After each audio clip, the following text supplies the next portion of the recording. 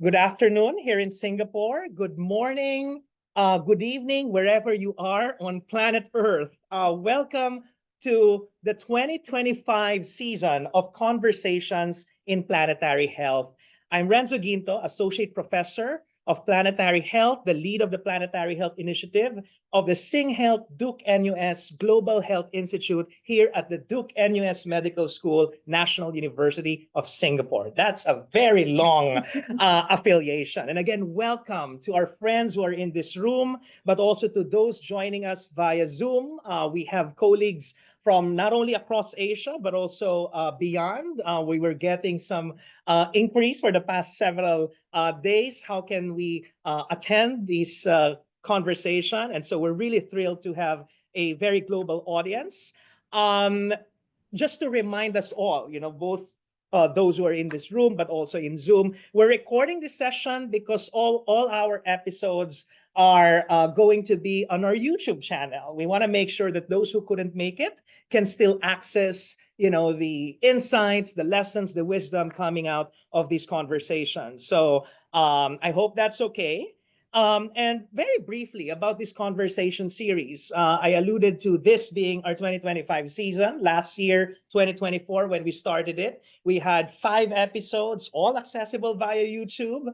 And in this conversation series, we, of course, do a conversation with friends and leaders and experts from not only Asia, but across the world, who are really trying to address some of these pressing challenges at the nexus of the health of people, our health, but also the health of the planet. Because in this day and age, we know that health is deeply interconnected, right? Inextricably intertwined. We're now facing pressing challenges like climate change, biodiversity loss, pollution to the air, water, and land, all of which have grave implications for human health. And that's why you may be wondering why we're talking about planetary issues in a medical school. We cannot anymore be health professionals and doctors and nurses ignoring, the health of the planet.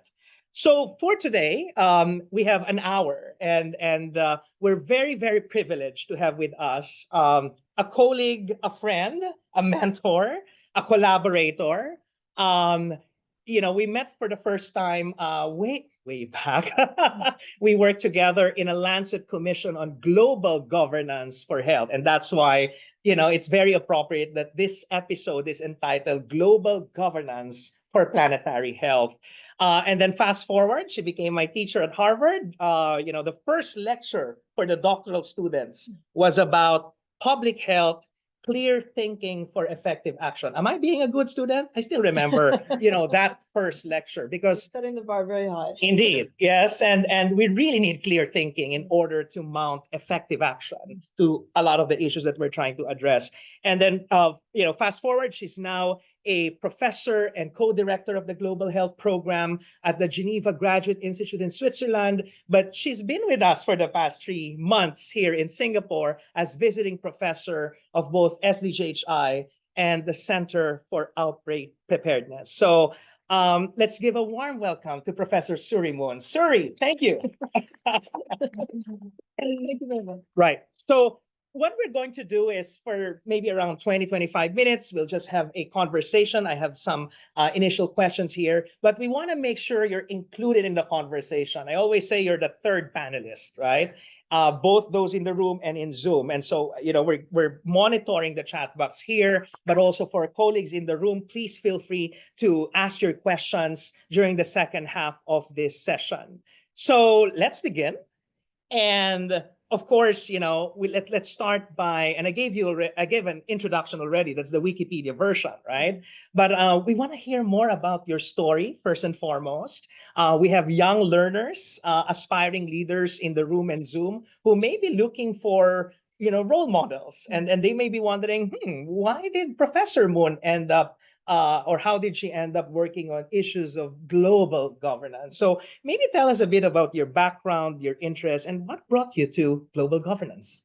Thanks very much, Renzo, for the warm welcome, for the opportunity to be here. Really a privilege and a pleasure for me, not only to participate in this conversation, but also to see our former students like you rising in the world and making an impact and going on to continue to teach and inspire us, your very much former instructors. So that's very exciting. And it's been a fantastic 3 months that I've been so far here in Singapore on sabbatical. Really, really keen to hear more from those in the room and online.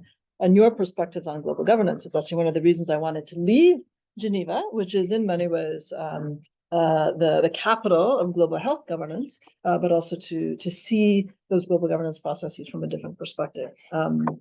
So I've been throwing around already this word global governance, maybe a few words on how I came to study this field and why I think it's so important for individual and public health. And I know that here in the room, we have a few folks from Médecins Sans Frontières, and I point them out, not to embarrass them, but to say that's actually where some of my initial interest in this topic came up about 26 years ago. One of my first jobs was actually working for MSF. And at the time, people living with HIV, who mostly were living in the global south, had almost no access to treatment. And treatment existed, as the then head of WHO said, treatment was in the global north and the patients were in the global south. And one of the reasons for that was because of global governance, which was, at the time, there were a set of intellectual property rules that had been negotiated at the international level that actually restricted the ability of countries to access lower cost generic versions of HIV medicines, which would have been more accessible. Many of you know how that story played out. It's actually one of the most inspiring and impactful success stories, I would say, in global health, where today we have over 20 million people in developing countries accessing HIV treatment, almost all on generic medicines, because of changes in those rules that were negotiated and fought for very hard 26 years ago. And so what does that have to do with global governance? For me, it was one of those very formative experiences that showed how the health of somebody on the ground in a wide range of countries can be profoundly, profoundly affected by decision-making that happens very far away in terms of, of course, geography, in terms of social situation, in terms of time, and that global governance processes actually can be profoundly helpful or harmful for the health of individuals around the world. And that's really what inspired me to try to understand better, how can we actually shape these global governance processes so that they support people's health and well-being rather than harming them.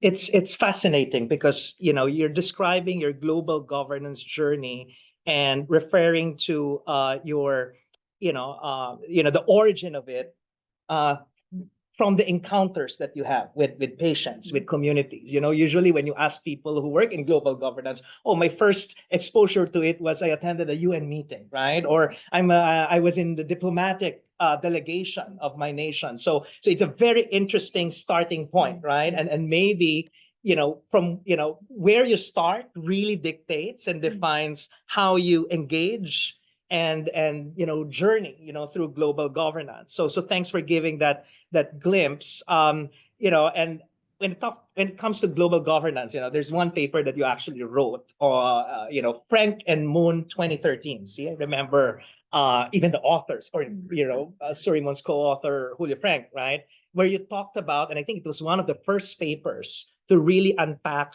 global governance as it relates to health, right? So maybe because that will be the reading assignment later on. But maybe you can give a sneak preview of, you described your global governance origins, but what is global governance and what's your current diagnosis of global governance in general, but also as it connects to human health or public health? Yeah, those are great and timely questions. And I think a simple way of translating this sometimes academic concept of global governance is just to say it's how the world manages issues with global significance. And so a lot of health issues, of course, have global significance, but there are many, many others: environmental crises, financial crises, where probably in the middle of one right now. So I think it's really about how does the world respond to and try to deal with problems that really span across borders and have global significance. Now, when we think about managing it, there's a kind of an implication that we're trying to address problems, we're trying to solve problems. And I think that's very important, that the effectiveness of global governance matters. How effective are we at dealing with climate change, for example, or dealing with pandemics? I think that matters. But sometimes what is not as obvious is power politics, right? Everywhere. I'm a political scientist by training. I think you see power and politics operating at all levels of society at all times. And so, of course, governance also fundamentally has to do with power and politics and who wants what and who gets what they want. And so looking at governance through the lens of both of those angles, right? It's about power and politics, but it's also about trying to deal with problems. How does the world look today? I don't think we have enough time. How can I? We'll have a second episode. Can I be concise? It's deeply, deeply, deeply troubling. I think those of us who focus on the study of global governance and multilateralism, I think, are deeply concerned about the future of the multilateral system, about international cooperation more broadly. I think there is nothing short of a full frontal attack on international cooperation from the Trump administration. And so for me, the big question is not so much what will the position of the US government be over the next few years, because I think in some ways it's unpredictable, but the broad strokes are clear in terms of a US first sort of anti-internationalist approach. That's not so much the big question. To me, the big question is, how do other countries respond? And do other countries respond by strengthening and the multilateral system, finding new ways of cooperating internationally, creative solutions to what is definitely no shortage of transnational problems we face today. Whether that's at regional level, whether that is coalitions of the willing or club models of governance, as we call them, groups of countries that have shared values or shared interests, whether that is not even looking only at country level, but looking at subnational level, and at networks of individuals, of academic institutions, for example. So lots and lots of ways in which global governance happens that does not have to do with government-to-government relations, and it does not only have to do with the UN or WHO or diplomats or formal processes. And I think this is where there's actually quite a lot that the health community can learn from what has been happening in climate, where that sort of what we refer to as multi-level governance, I think, has been a key feature of progress when it has been very difficult to get agreement through the formal kind of interstate, intergovernmental negotiations. Right.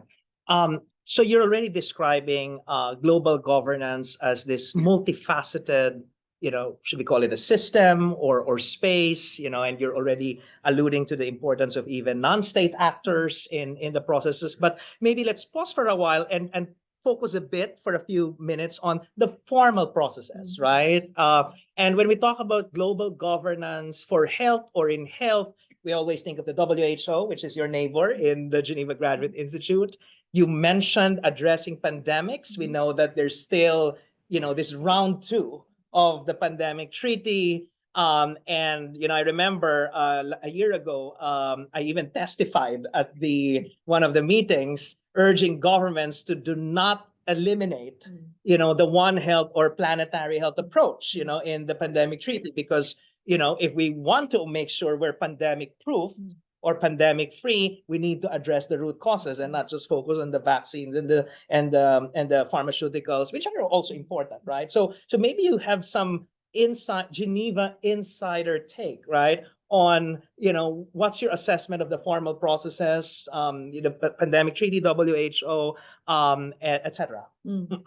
That's a great question, and also very, very timely, because today is we're in the middle of what is hoped and expected to be the last week of formal negotiations towards the pandemic treaty. And we're all keeping our fingers crossed that negotiators manage to cross the finish line either this week or at the latest by May of this year, in about 6 weeks from now, very soon.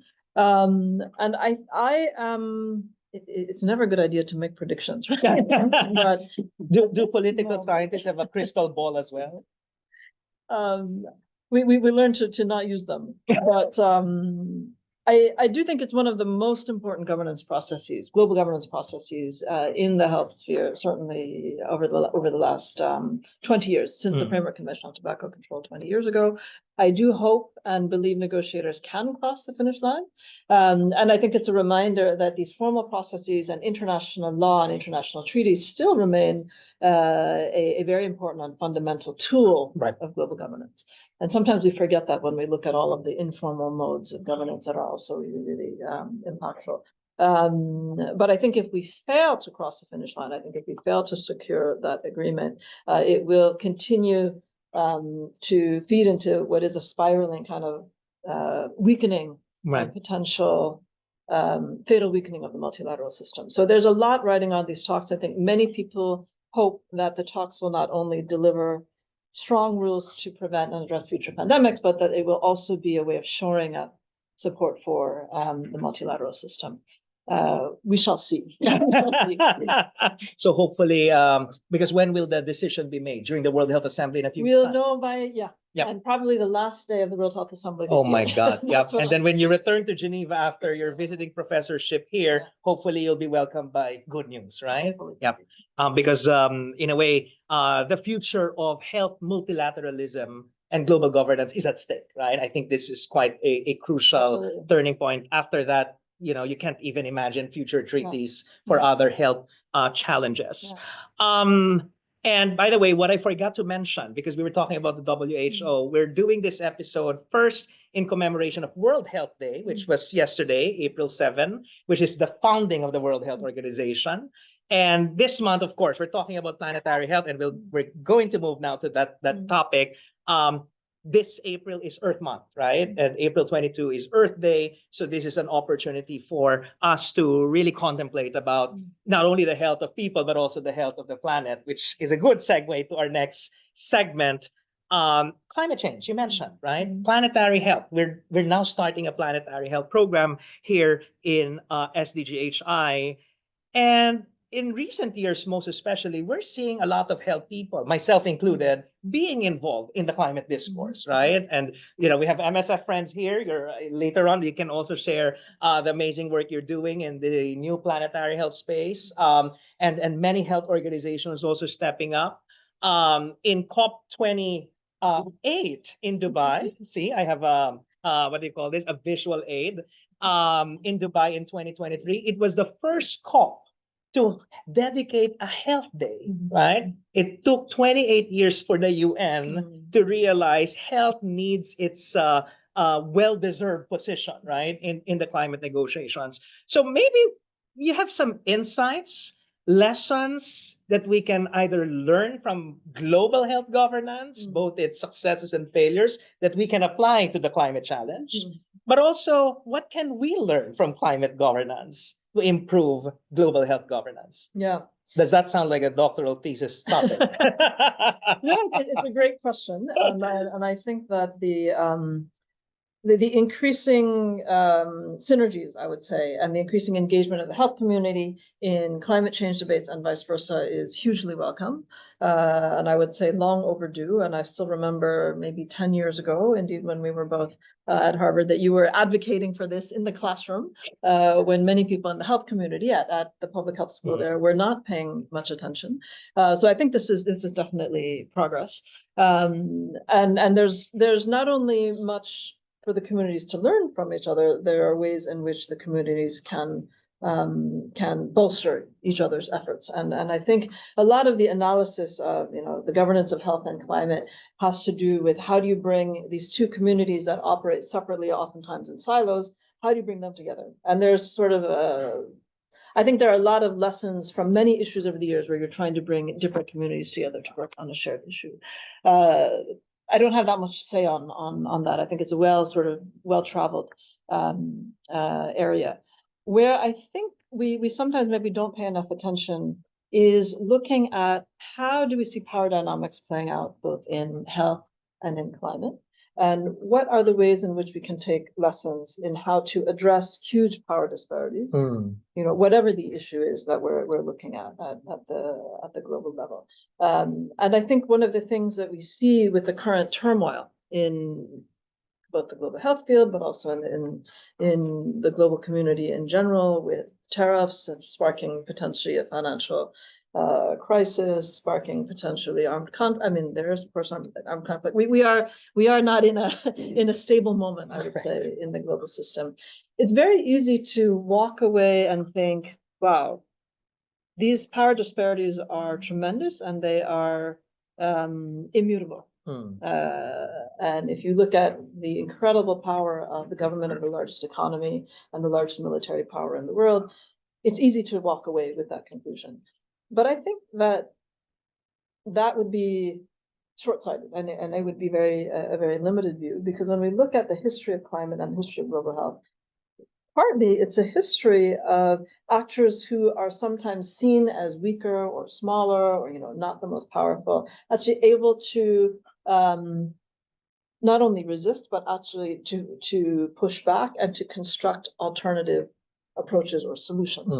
So let me be a little bit more concrete about that. I was mentioning at the beginning of our talk, the intellectual property rules and the experience with HIV, which has been, I think, formative for many people in my generation who work in this field. That was very much a David and Goliath sort of fight in the early days, and in some ways continues to be. But today it's considered very normal. It's considered the norm for people living with HIV to get immediate access to a very promising new long-acting therapy, lenacapavir, that was recently approved. Almost immediately after this product was approved, you have access plans put in place. Right. It doesn't mean that the solutions are perfect or that everybody is able to get the treatment that they need, but it is a huge shift because of people not willing to accept power disparities as fixed. And I think it's the same in climate. You had,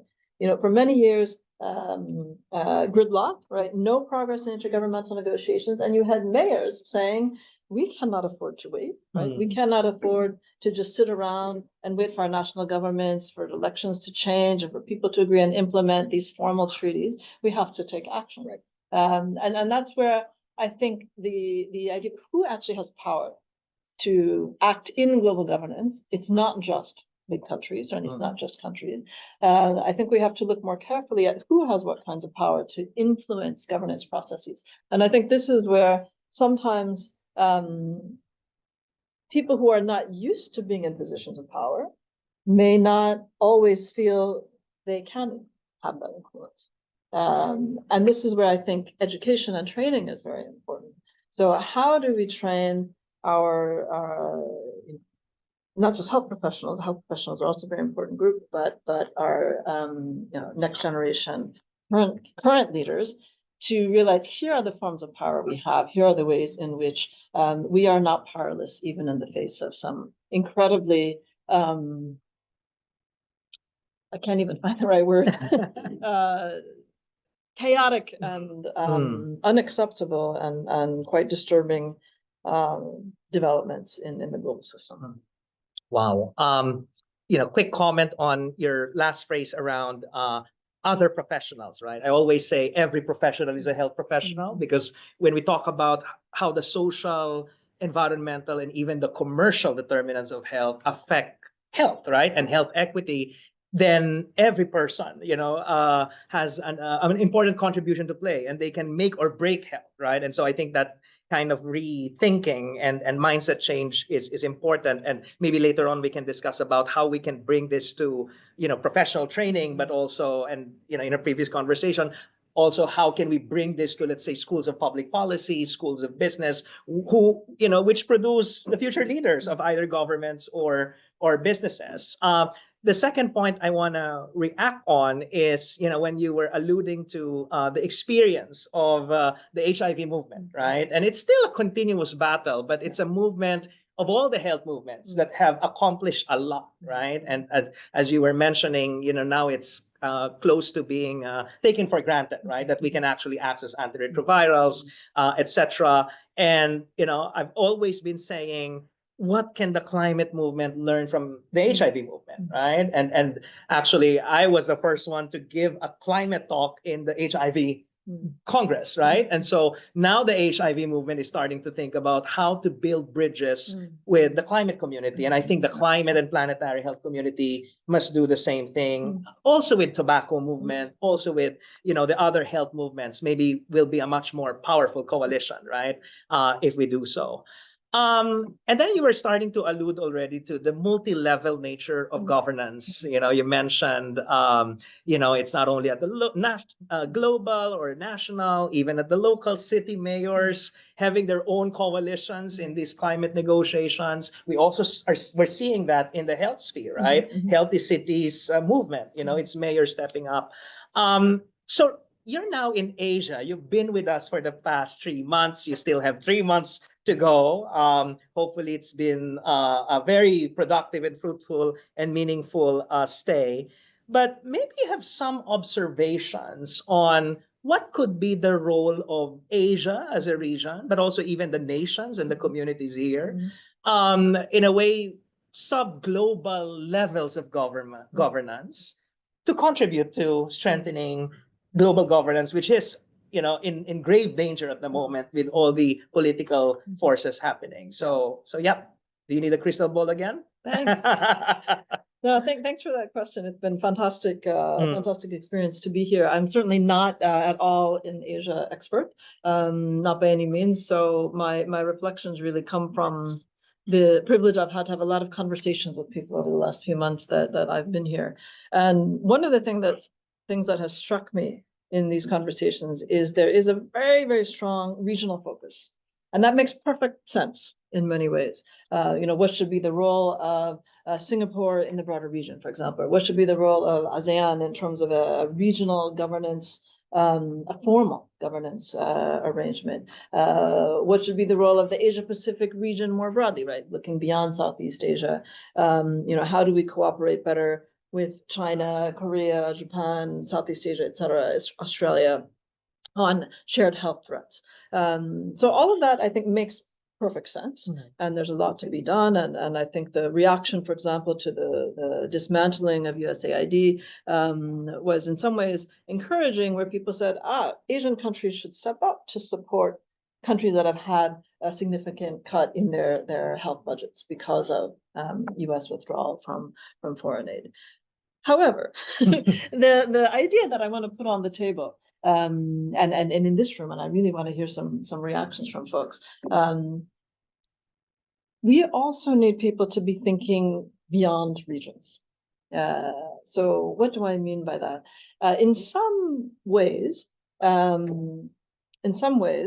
what we are seeing is a dismantling of the international order that was crafted after the end of the Second World War. It's about 80 years old now, and is largely understood as an American world order or a Western, the liberal international order that was constructed by the West, by the victors of the Second World War. And we are in a moment of, I think, upheaval and transition towards a different world order. And one way of thinking about that world order is, okay, regional. We're going to have regional clubs, and politics will get worked out regionally. And there's a lot of value in that in terms of being closer to the ground.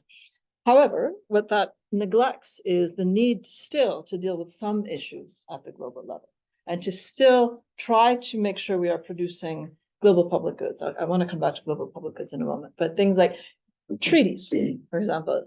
Is it enough to have an Asian regional pandemic treaty? Absolutely not. Right? Of course, pandemics are potentially global events. Is it enough to have only a regional approach to climate change? I don't think so. It's a planetary challenge.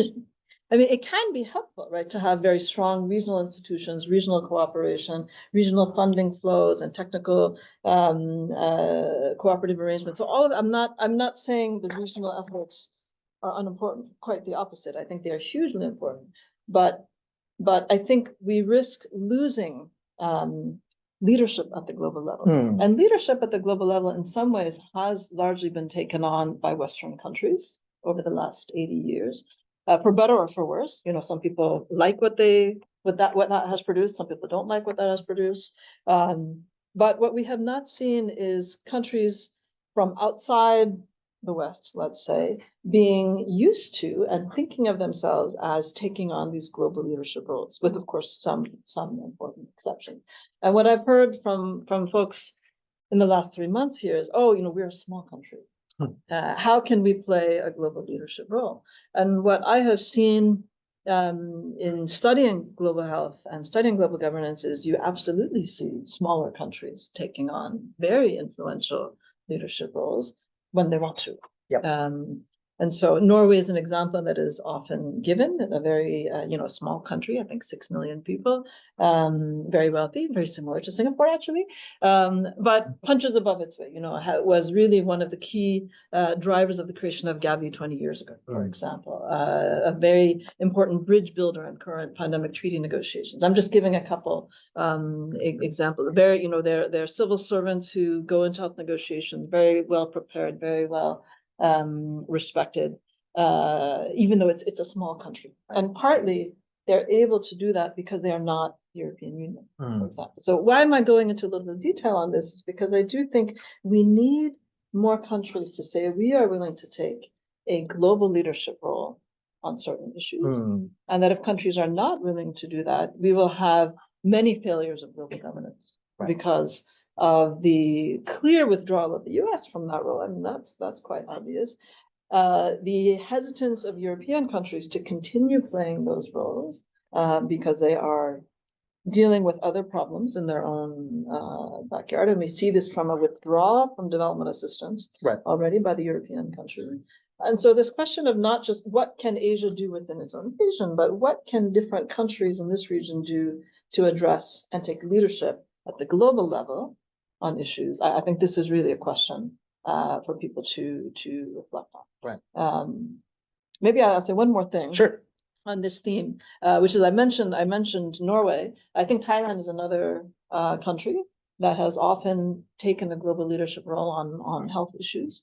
Indonesia, I think back in 2007, which in the decision to prompt the negotiation of what became the pandemic influenza preparedness framework, took a global leadership role. So it's not as if the examples don't exist. Correct. From this region and from the global south, but I think it is not the way we are training our young people to think about their role in the world. And it's something that we should be doing as educational institutions.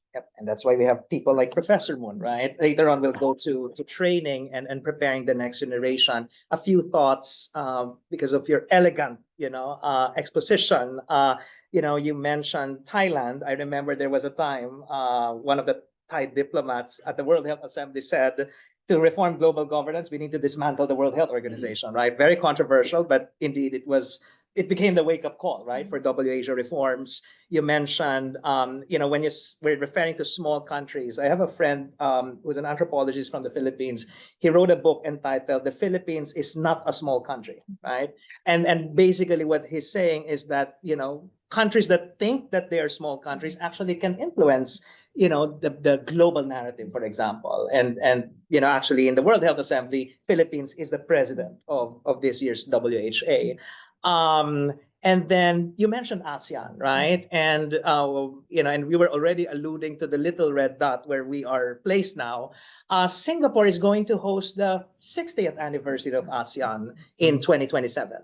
So we have 2 years to prepare, and I think that will be a very great opportunity to not only, fix our own house in order, right, in ASEAN, but also to convey a stronger message, how ASEAN can play a major role in global governance in general, in global health governance, in global climate governance. When these economic reports are being published, we always we see this statistic. ASEAN is like the 4th biggest economy if our 10 economies are combined together. So those are, I think, some of these emerging stories and examples, and hopefully the future is bright, but we need more young people, the next generation, to step up and to really see themselves as being part of the world and that they can contribute to the world, as you were alluding to a while ago. I think this is a good segue and transition to expanding the conversation. And I actually am seeing a few questions already in Zoom. Maybe I'll just read one of them. So there's one question about regional governance, which we already covered. But there's another question which is related. And the question is, right now there is this growing discussion around the decolonization of global health. And as I was just telling Suerie last night at 9 p.m. after our karaoke session, I gave a talk on decolonization of global health. But I want to hear your thoughts on this topic. And are we seeing now a window of opportunity with everything that's happening? U.S. pullout, maybe the rise of China and Southeast Asia. Are we close to decolonizing global governance and global health governance? Are we close?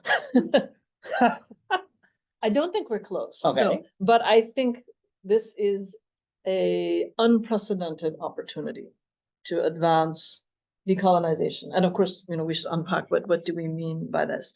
I think it is an unprecedented opportunity for a different set of voices, a different set of leaders, whether we're talking about a country level or non-state actors, organizations, to fill what is a vacuum, an emerging vacuum, with the withdrawal of the more traditional and, let's say, former colonial powers.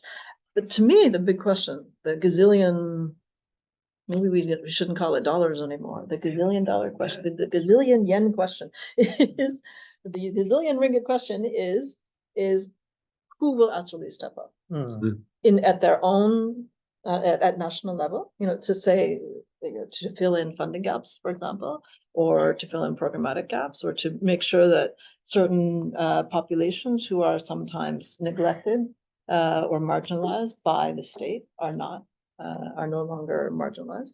Who will step up?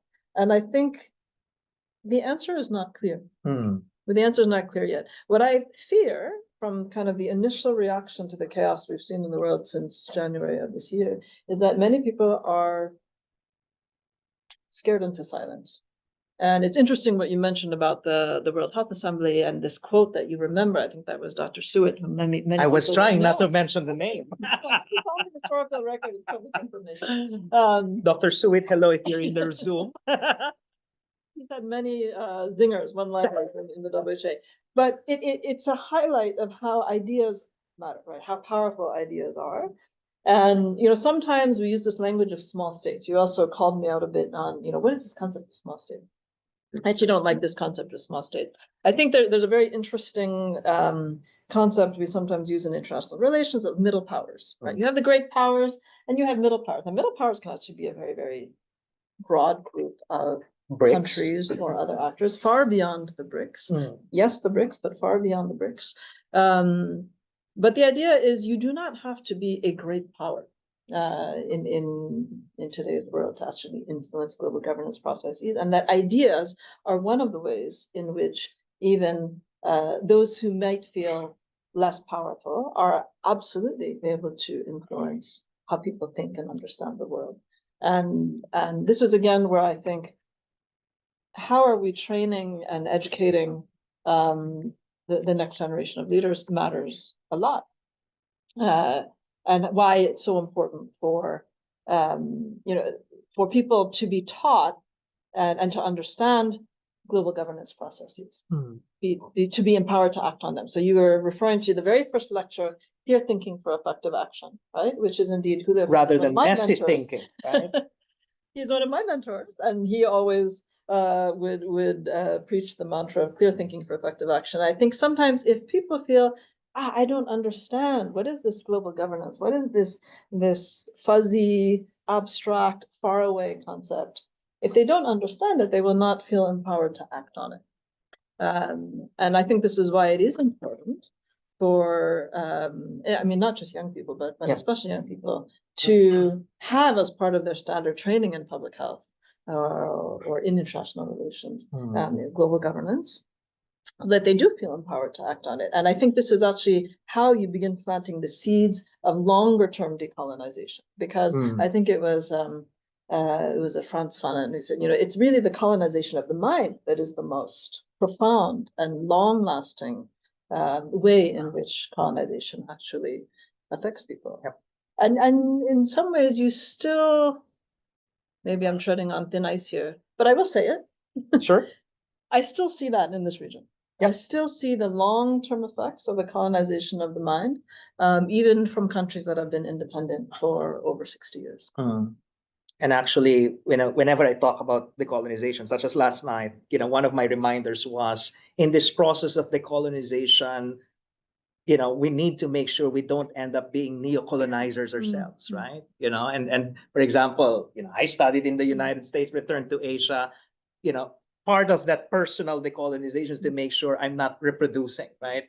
That, because I'm from the US, I have Western, training and education, and, there's this perceived superiority of that. But I think, and hopefully we're seeing now a rebalancing and a disruption of those kinds of ideas and mentality. And, we've mentioned Julio Frank already twice during this conversation. I remember one of his quotes: we use the power of our ideas to challenge the ideas of power, right? And when you say ideas of power, the structures of power, global governance at all levels and in all places. Do we have questions in the room before I go back to the Zoom conversation? Those who are in this room are lucky enough to be in the front lines, right, of this intellectual and inspiring, discussion, conversation. Anyone? One, two, and then I'll go back to Zoom. But I hope the next one will be coming from this room.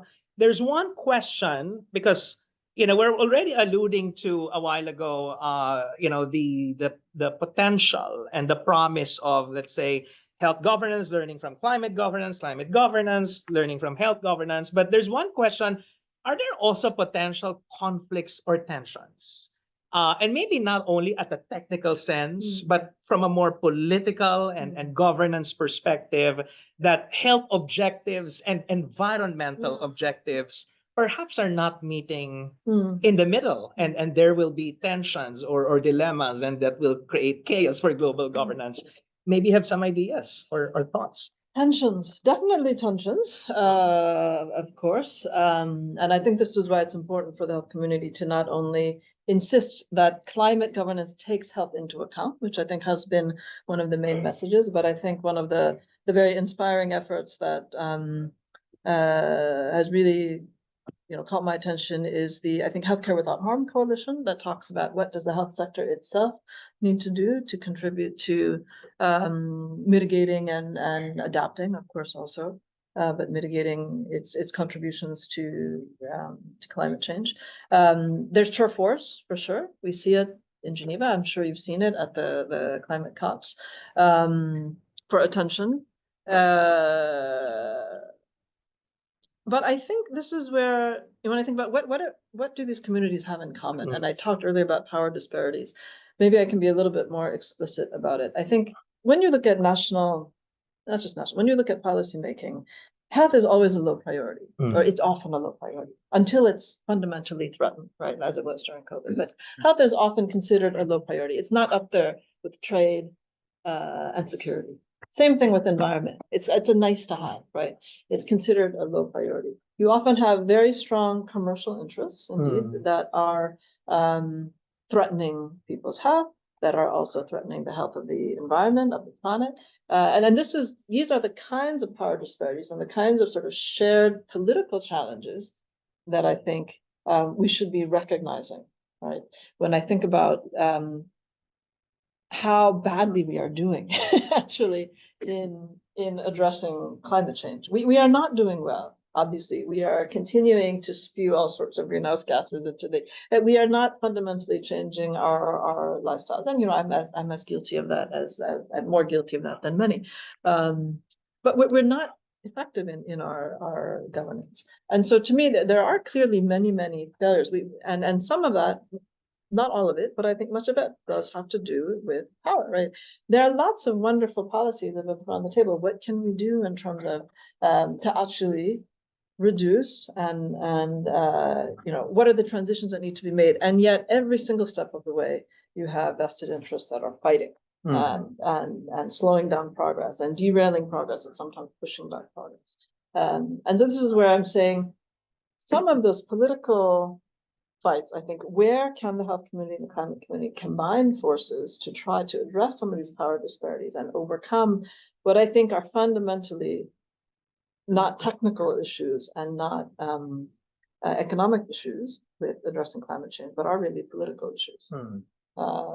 So yes, there are tensions, but what I hope is that collectively the leadership of the two communities can find ways to mitigate some of these power disparities. And actually, in the climate and health space, one term that is often used is this concept of co-benefits, right? Emphasizing the climate and health co-benefits. It's a win for the planet. It's the win for health. But how it will affect decision making. This conceptualizing of joint benefits is still yet to be seen. Quite admittedly, right? We have a few more questions here, but I really want to have at least one question from the room. Please. Okay, so your name, institution, and the question. Yes, my name is Fajar. I'm a research fellow at the SDGHI, mainly focusing on innovation and mental health. So my question is, you mentioned already in 2007 there is Indonesian health leader, and currently Thailand's health leader are being very vocal about the role of or potential role of Asian countries. Now that you are being in Asia, Southeast Asia to be in particular, what effort can we do going forward so that this kind of natural leadership can emerge a bit more proactively and within shorter span of time? So we don't need to wait for another. Because time is running out. We need to accelerate. Yeah. So what would be your suggestion for us, Southeast Asia? Yeah, that's a great question. I think this is the realization of the importance of that leadership and of global governance and diplomacy has prompted in recent years, over the last couple of years, I would say, a renewed interest in what has come to be called global health diplomacy, which is the realization that leaders in ministries of health, for example, need to be trained not just on the technical issues, but also on global political dynamics and processes. There are also that leaders within ministries of foreign affairs need to understand that health is a potentially highly political issue. Health is a hugely consequential issue, and that this should be on the agendas of ministries of foreign affairs. And I could not agree more. I think this is one of the legacies of COVID in many ways.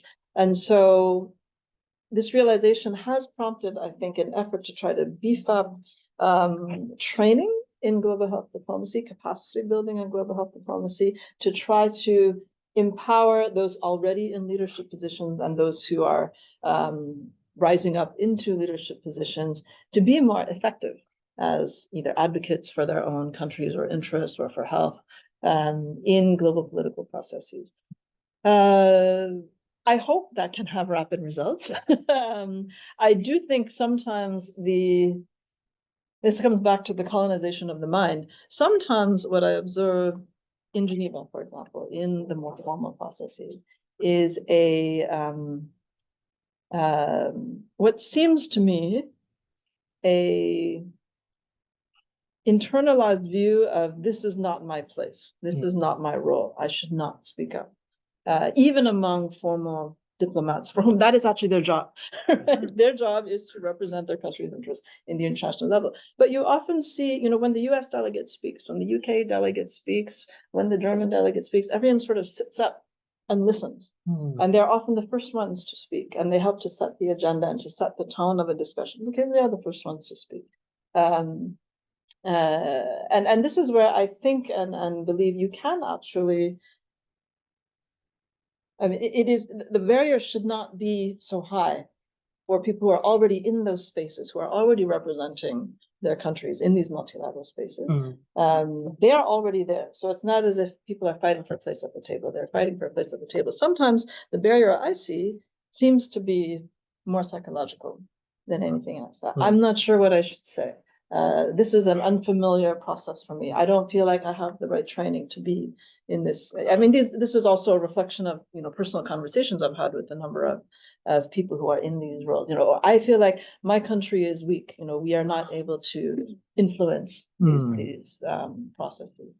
And yes, of course, you still have massive power disparities of all kinds at the global level. But I do think there is a lost opportunity. There is already a space there that can be taken and that should be taken, and that supporting people to take that space is actually not a huge lift. So I think, the heart of your question was, how do we do it faster? Yep. Right? How do we not wait for a whole new generation of people to eventually become their health minister or the members of the delegation?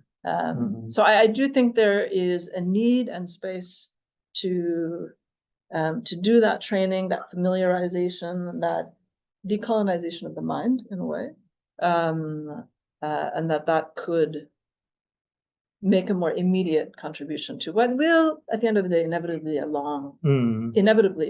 these will be long processes. Yeah. I don't know if that addresses your question. Well, as an additional note, and maybe this is a good way or a good time to promote this to our participants. We're both part of a new global health diplomacy network that was established by Anders Nordstrom, who is a former interim director general of the WHO, former Swedish ambassador for global health.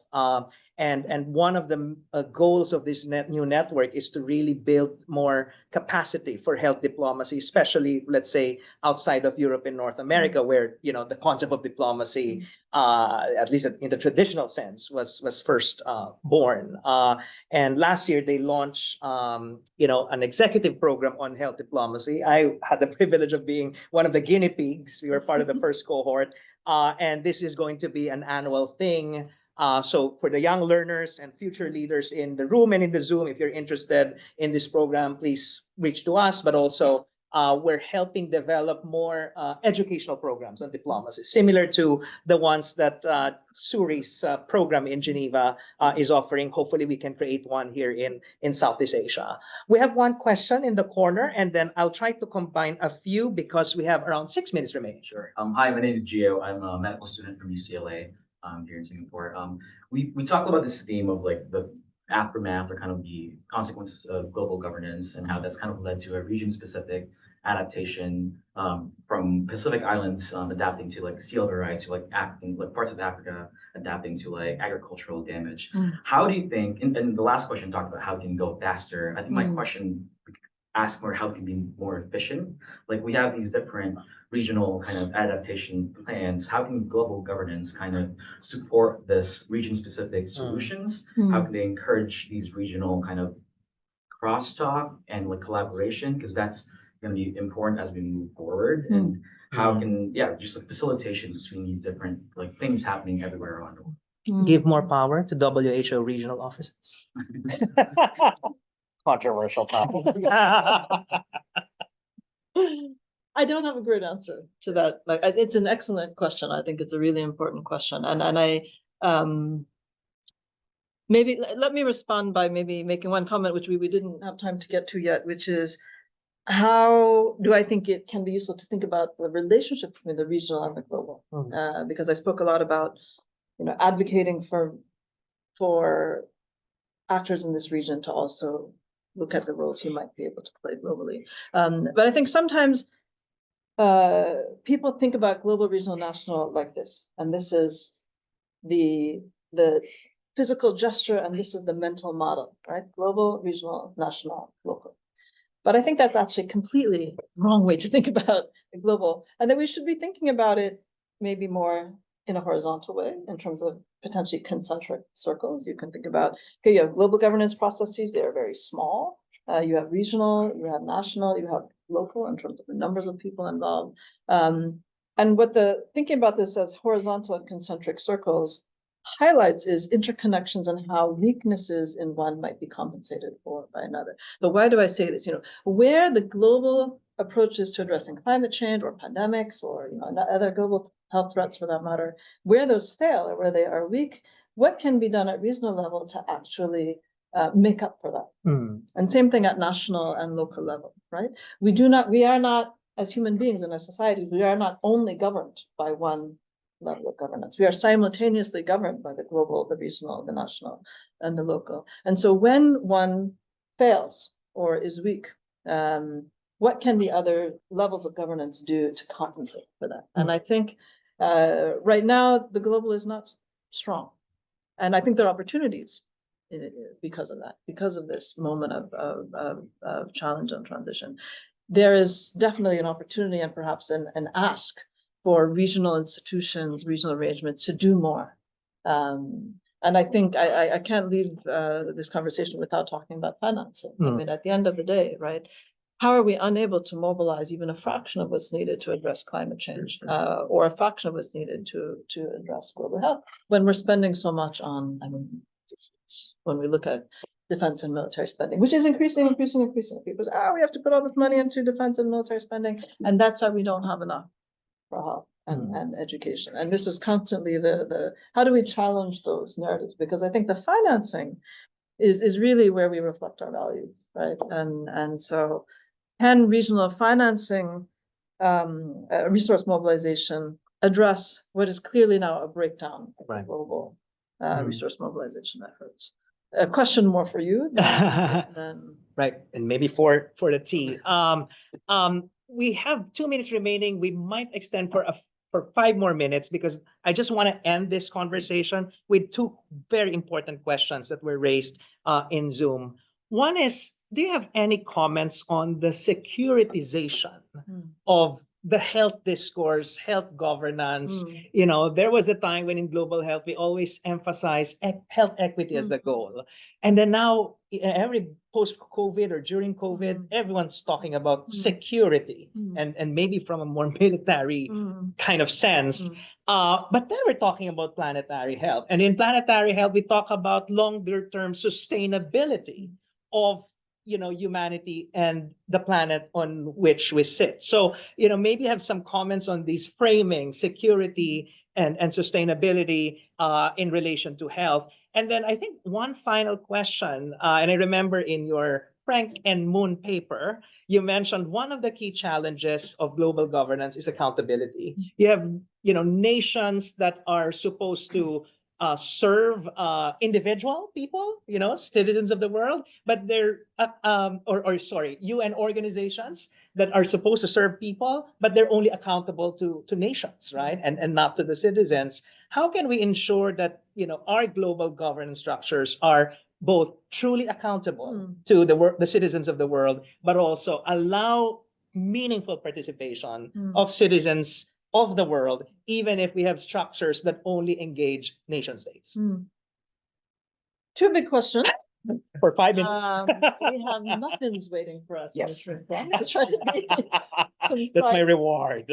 And address them together, Achi, maybe by coming Sure. back to the pandemic treaty talk. So I absolutely agree with, I think, the question on the power and the importance of framing, and the power and importance of, what language, what are the words that we use to understand the world and to categorize the world. And then this is where the clear thinking for effective action idea comes in, because how we see the world, of course, determines and shapes deeply how we act in the world. And that's why framing matters and the language we use matters. And in that sense, those who are concerned about the rise of a security framing for health, I think, are right to be concerned about that. I do think it will continue. And I do think that increasingly we'll see international cooperation justified in terms of self-interest. I cooperate because it helps me, it helps my country. I don't think we're going to move away from that fundamentally in terms of where's multilateralism going. What I hope we don't lose completely, however, and then this is where, again, words and actions, a wide range of actions of all of you matters, is the ethical argument, is also the human rights arguments, the solidarity arguments, the equity arguments. And when I look actually at the pandemic treaty, what is one of the remarkable things is the centrality of the concept of equity, which is not only in the text itself and the kind of opening principles, but has been returned to over and over and over again in the negotiations. And that a number of negotiators have been very effective, actually, at making the concept of equity sort of center stage and securing consensus, international agreement, that a core purpose of the treaty is equity. And so I want to push back a little bit on the perception or maybe assumption that it's all about global health security all the time. I don't think we need to accept a particular framing, and that many people actually have the power to challenge framings, and we've seen it done effectively in the treaty.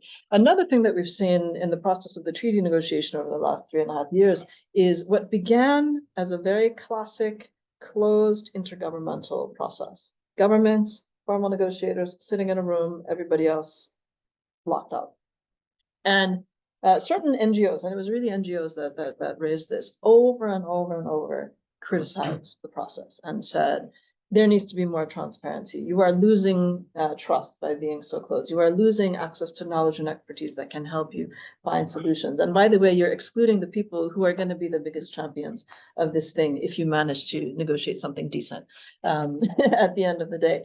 And those criticisms had an impact, because over the last 3.5 years, you have had gradually more and more of an opening of that process. So now what you have every single morning, and those of you 3 p.m. today, you want to watch the opening session of the treaty negotiations, you can. It will be webcast.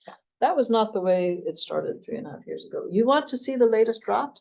It's out there. It's public, and every new draft that is generated is now public. Folks can be.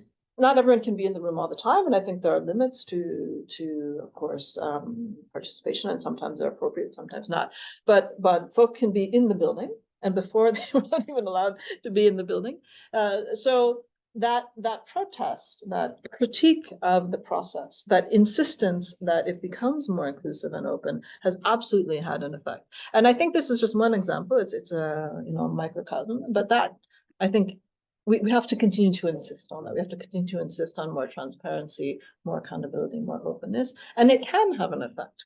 And these are part of the sort of broad norms of governance that I hope we can try to defend in this current moment, when all norms of good governance, I think, are being attacked and undermined in a way. Yeah. Wow. Well, we have more questions, but sadly, we don't have enough time. We can have a second episode in the future. Maybe you'll give us some updates about the pandemic treaty, and maybe use that also as a time to reflect on maybe the first year after Trump or whatever. But for now, it's really a pleasure and a thrill to have you here, Suerie, in our conversations. I hope you had a great time, and you're having a great time here in Singapore, which, by the way, some people call the Geneva of Asia, right? Maybe we should call Geneva the Singapore of Europe, in the spirit of the colony. They do that because we're decolonized, right? In thinking. And of course, we would like to thank our participants in the room and in Zoom. Happy World Health Day, happy Earth Month, and see you in the next episode of Conversations in Planetary Health. Have a good day. Bye-bye. Thanks very much, Renzo. Thank you.